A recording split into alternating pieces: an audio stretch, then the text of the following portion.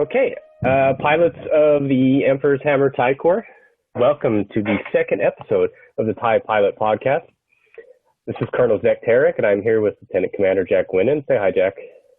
Hello, folks. And joining us tonight to discuss the history of Sin Squadron is Colonel Antiel. Hello, Hav. Hello there. Hi, thank you for joining us. How are you? I'm doing all right. Thanks for having me. Yeah, you're welcome. So, before we jump into that, Hav, why don't you tell us a little bit about what you've done in the TIE Corps and also how you found the TIE Corps even in the first place? Sure, that's a great question. I started out as a flight member in Epsilon Squadron, and I guess before that I had to find the Emperor's Hammer TIE Corps, and even though I was playing the X-Wing series way back in the 90s, I didn't find this group until 2014 when I was Googling Star Wars Imperial ranks, and I couldn't find any kind of consistent system until I found one system that seemed to make a lot of sense, and I found that it was the TIE Corps and the kind of system that was created here. So signed up. I was put in Epsilon Squadron on the Hammer, flew there as a flight member and a flight leader, and then was a squadron commander there briefly, and then moved over to the Warrior, as all great pilots do. Of course. And commanded Sin for some time, and then moved on to be the Commodore of the Warrior, and now I'm back commanding a squadron again with Mighty Row Squadron. Why exactly were you Googling Imperial ranks in the first place? Oh, that's a good question. It's because I'm a nerd. Okay, I guess I could answer that one. Yeah. Jack, how did you end up finding the TIE Corps, and fill us in a little bit on what you've done so far?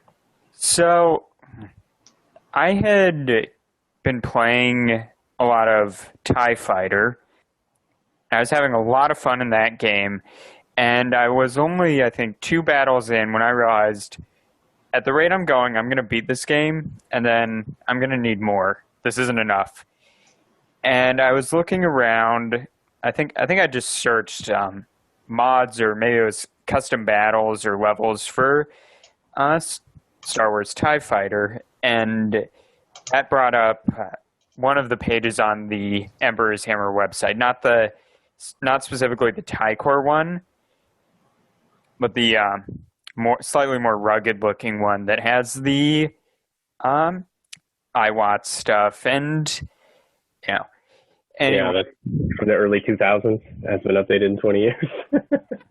Yeah, that one. And so I found the custom battles. I found that fascinating. I'm like, oh, I want to get in on this. And also wanted, I didn't really have any friends in real life, so I decided to try and join, figuring it would be a fun experience. I could meet some people to play games with, and the rest is history. And apparently record podcasts with. Yeah, that was not the original. I wasn't really thinking of that when I joined, but never know where you end up. Alrighty, so I'll move on to myself a little bit. I found the TIE Corps it was about 2000. Before that, I had been really active in Star Wars groups on Westwood Chat, which later became Westwood Online. Westwood Studios are the guys who made Command and Conquer and Red Alert, stuff like that. Yeah. So I had been playing on their ladder system a lot, and I'm not really sure how this even started before I ever got there, but there was at least a couple dozen Star Wars clubs on Westwood Chat. And after I got off Westwood Chat, I was still looking for the same experience. And I actually met somebody on Westwood Chat who later became the operations officer, I think, when that was a command staff position. That was the person that issued all the medals and stuff. And that was Fleet Admiral Hallader. I think that's his name. I don't know. I've never said it. I've just seen it. Fleet Admiral Hallader kind of took me over here to the TIE Corps. I joined Psi Squadron on Wing 2 of the Sovereign, excuse me. Wing 2 of the Sovereign, and I was in Psi for quite a while. I had a brief stint as a commander of TIE Squadron on the Colossus before coming back to Wing 2 because I really like the Wing commander, Steele, who is actually still on the Discord, and in fact even came to my high school graduation because he lives in LA. Really? Yeah, he Wow. was only 2 or 3 years older than me, and yeah, he came to my high school graduation. Zekk, I didn't know that you graduated high school. That's great. Yeah, I didn't graduate junior high, but we did graduate high school. It's weird. Anyway, yeah, then I commanded Theta Squadron, and then got all the way up to the rank of Lieutenant Colonel, which I held for 16 years and some odd days while I was in the reserves, before coming back to take over Sin last December. Yeah. With the beautiful and talented Jack Wynand. And then I made Colonel, I think last month sometime, about 6 weeks ago. And yeah, here we are now. So we wanted to cover the history of Sin Squadron. So I think Hav knows that better than any of us. So Hav, why don't you tell me what was Sin Squadron like flying those horrid missile boats back in the day? Tell me what it was like. Yeah, I don't know. I think that was kind of a relic from the early days of the TIE Corps, because the missile boat is in all of those, TIE Fighter and XVT missions. It's just all over the place. I hate missile boats with that single cannon. Yeah, and it takes forever to recharge. Yeah. But they were all right. If you want to bomb the shit out of something, that's of course, but I don't know. They're too slow and lumbering for me too. Yeah, and I mean it's hard to see. It's hard to fly a fighter that has its closest resemblance to a shuttle. Good point. All right. So what was Sin Squadron like as soon as you took over? Yeah. Go ahead. What's your question? Who was your Commodore? When I first started, my Commodore was Pete Mitchell. Yeah. When I moved over from Epsilon, I took over for Sin because Lan had been commanding the squadron, I think kind of as a placeholder for a bit, because he's kind of our go-to guy on the Warrior for that, kind of taking over a squad that needs a commander really badly until we find someone. So yeah, it was Pete, and then very quickly after that he became the TIE Corps commander, and then it was Pliff. So let me just think here. One of the things I really was interested in when I was Sin commander was trying to figure out what Sin was like before it was reactivated in 2014. So for the people listening who don't know, the Warrior was reactivated or actually activated in March of 2014 with 3 ships that came over from the Hammer. And when those squadrons were getting full, they activated a 4th squadron. That was Sin. And do you guys know who was the very first commander of the reactivated Sin? Was it me? It wasn't me, was it? It was Pliff, actually. Boy, that's Pliff what I around, thought. doesn't he? Yeah, Captain Pliff at the time. Yeah, who came back from the reserves to kind of make his way back through the ranks again, because he had been some kind of admiral at some point and wanted to make his way back through the line ranks. So yeah, Pliff kind of, there's a whole bunch of history back when Sin was on the Sovereign, which I think is the super Star Destroyer. Is that the actual? I think it's Sovereign class Super Star Destroyer. I like to think that it's a super duper Super Star Destroyer, but that's probably actually correct, Zekk. Sovereign class, yeah. SD, okay. I couldn't find a whole lot in looking back through the old documents. I was able to find some signatures on some of the old IU courses when they listed who had completed it, to find that names like Mauser and Carl Lost and Enzo Matrix and Viper Pred and Kyle Fardreamer and Ramos Kansko were commanders, but I couldn't find a whole lot of, like, Carl Lost, I think is a perfect name because I have no idea how long he was in office. That data is Carl Lost, for lack of a funnier term. So most of what I know about Sin is just from 2014 on. So Pliff was in command for a while, and Sin was looking really strong in Raise the Flag. And my fun fact is that my very first TIE Corps activity ever, like the first thing I ever did before I flew a mission, was I designed the first patch for Sin Squadron for a competition. Is that the one with the flaming skull? That's the one with the flaming skull, yeah. Very nice. Yeah, I like that. I'm looking at it in the wiki right now. It looks like the longest serving commander was Kyle Fardreamer, who has Urnham beat by a week. Yeah, it's funny, right? And has Cliff beat by a week too. Wow. Mm-hmm. Mm-hmm. So you were the commander of Sin when I joined. That's right. That's right, yeah. Jack, how long have you been around? It's like a couple years, right? Oh, yeah. It was my first year of college, December or January, I think, that I joined up because it was over my winter break that I'd started playing TIE Fighter. It was like, I guess it was very early 2018. Let me see if I can find the welcome email. All right, while you're doing that, so I'll cover a little bit about how we got to where we are now. Oh, go ahead, Jack. Okay, it was a little later than that. I got my welcome email from Hav on April 12th, 2018, so not really early 2018, but you get the idea. No, yeah, it's like 2.5 years already, just about. Right on. All right, well, I'll get to where we are now. So like I said, I took over in December last year.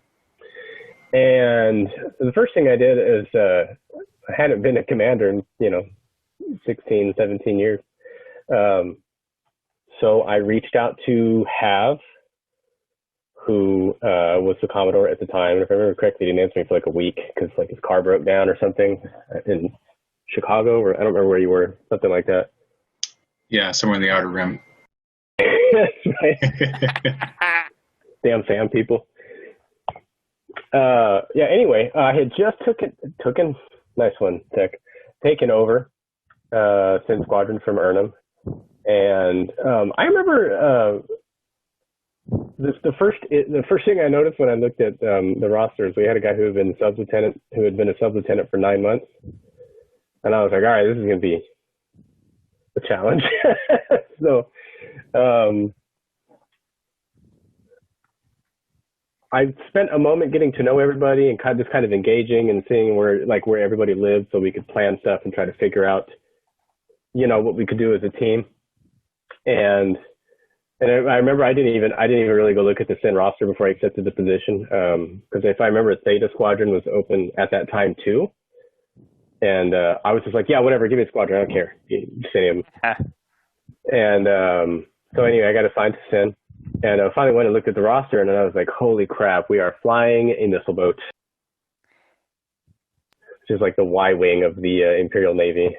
No, that's like the TIE bomber, I guess. But anyway. So I remember our first opportunity to kick some real butt was in the squadron mobilization competition, which I think was March. Yeah, it was March. Because I spent the first weekend of it in Arizona with family, so I completely missed everything. And I remember, I think like a week or a week and a half into the competition, we were getting our butts kicked pretty good. If I remember, we were in like 4th place out of the 6 squadrons, and Epsilon was just killing us, or killing everybody, not just us. So I remember I sent out an email, and I think we got on Discord. And Jack, I know you were there. We did all the crap. And I was like, okay, Cormy, I know you do a lot of IU courses. Can you do some? And, Urnham, just keep doing what you're doing, because you get like 200, legions every month. So just Urnham can just keep doing what he's doing. And we all basically just kind of shared the load to figure out a way to win. And I remember, if I remember correctly, like 2 weeks later, we had completely won the whole thing a week before anybody else even got close. Because I know Epsilon, even though they kicked our butts pretty seriously there in the beginning, they really slowed down towards the end of the competition. They did finally hit their 10 tasks, but they had really slowed down, which had let us catch up. And I remember I did just to have one task done, I did the 4,000 word fiction all in one night. I remember that. Yeah, that was quite a bender I went on. Yeah, I was kind of between a rock and a hard place because all my classes were starting to pick up their pace in preparation for the middle of the semester. Yeah, midterms, always in March. Yeah, not quite midterms, like all the stuff right before midterms. I don't know. It's hard to put into words. So part of our reward for getting 10 tasks accomplished, actually I think we got like 11 or 12 accomplished. I know we had more than anyone. Was we got to pick a new ship, and we could change our objective. We could also change our name, which nobody even, we were like, no, we love the name, forget it. I remember I was looking at the ships, trying to see, I was looking in the science office manual, I can't remember what it's called, the fleet manual, I think. And I was like, man, I was looking at the specs for the TIE Protector, and I was like, okay, I want that ship, but I want it to look like a TIE Praetor, because the TIE Praetor looks really cool. It looks like a TIE Defender, or a TIE Advance, excuse me, with black paint and like a glowing red cockpit, and it was very scary looking. Oh yeah. I really liked the look of the TIE Phantom though. Something about it just, it's very striking. Was that the one that kind of looked like a bat or something almost? Or what am I thinking of? You're thinking of Batman, Zekk, the Batwing. Oh yeah, I always have that issue. No, it looked like Phantom. That's the three-winged ship with cloaking, right? Yeah, like the F-117 of Imperial craft. Ooh, yeah, that does look. It's got. I just brought it up on the fleet manual. It's got like three almost right angle, like dagger looking point. Yeah, dagger looking points. Well, there's one image of it that I think was what kind of sold me on it, where it's on Wikipedia and it shows a squadron of them, and the cockpit glass is like this sort of magenta color that just sort of, it bursts out, and it just makes me think of like a vampire or something. Oh, for sure, yeah. Some sort of night creature that you just want to stay the hell away from. So I'm looking at the TIE Protector right now, and this is basically, what we did was we took a TIE Protector and we basically slapped a TIE Praetor paint job on it. I won't lie. And actually, Jack, you were the person, if I remember correctly, who came up with the first, prototype design of the TIE Sinister. Yes, sir. Yeah, we basically were allowed to make our own custom fighter, which is flown only by Sin Squadron because they're insanely expensive, so presumably we can only afford 12. Yeah. Complete with a cup holder and air conditioning, so we can kill in comfort. Yeah. Yeah, that was an interesting task because when someone made the offer to turn a TIE Protector into a TIE Sinister, I was a little gun-shy at first because I thought it was going to involve actually reskinning an in-game model. Oh yeah, no, that's far too much work. We're way too lazy for that. Oh, and I would have done it, or I would have been willing to, but again, with school. And then I was told that all I had to do was, reskin an image for the craft manual or something. I was like, oh, okay, I can do that. Yeah, and for the website too, I believe. Yeah. So anyway, we won competition in March, and that's how we got our ship. We got our own custom designed ship. So not only do you have a little history of Sin Squadron, you got a little history of TIE Sinister too. Much more comfortable than a TIE Interceptor. The cup holder and the air conditioning really I won't argue with that. That is definitely true. So the next thing that we were able to do, I need to stop saying so much, is I think when was Imperial Storm? Was that July? Or it was like late June to July? Something like that. Yeah. June, July. So in Sin Squadron, once again in Imperial Storm, we were kicking butt there too. And we did a lot of, I remember for one free mission that we flew, basically, if I remember correctly, Rando broke the high score, then broke his own high score, then broke his own high score again. So for just one, for those of you who don't know, Rando is the flight leader of Flight 2 in Sin Squadron, and is probably right now the best single player pilot that TIE Corps has. The guy is just regularly setting high scores. It's absolutely insane, and he set quite a few during the Imperial Storm competition, which the Warrior won, I want to point out. Sorry, Hammer, folks. Well, I think does that wrap it up for us? Have anything to add?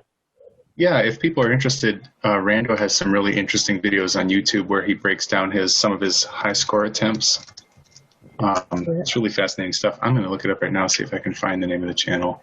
I think he actually sent it to me in the past. I remember watching I think an XVT game that he played, and boy, I'll never be that good. It doesn't matter how often I try. Jack, anything to add while he's looking that up before we take off? Not really, except I'm looking at this picture of the TIE Sinister, and I realize it, for whatever reason, the color scheme kind of reminds me of a cave spider. Oh, from Minecraft? Yeah, it's something about I don't know what it is. That's sort of, I know it's weird, because when I edited the image, I know for a fact that there are no blue tones in it, but on the website, it looks almost like a very dark grayish blue, and then that with the red lighting. Or cave spiders, they're like green or something, right? No, they're dark blue and with red eyes. Oh, okay. So if you're interested in checking out Rando's channel on YouTube where he breaks down some of his high score attempts and some of the intricacies of the different game engines, his channel is called Random Starfighter with a space in between. Random Starfighter. Highly recommended. Yeah, it's really good. If you guys want to pick up some tips just watching it, he's absolutely helpful. I don't know if Randall will teach you a course. Maybe he will. But feel free to DM him and annoy him. You have my permission. Worth asking. Yeah, it can't hurt. Alrighty. Well, thanks everybody for joining in. Thanks for joining us. Thanks for having me. I'm sure you'll be back. I would count on it. Yeah, I'd love to be back. Thanks. Yeah. Well, that's it. Thank you for listening to episode 2 of the TIE Pilot Podcast and learning about the history of Sin Squadron.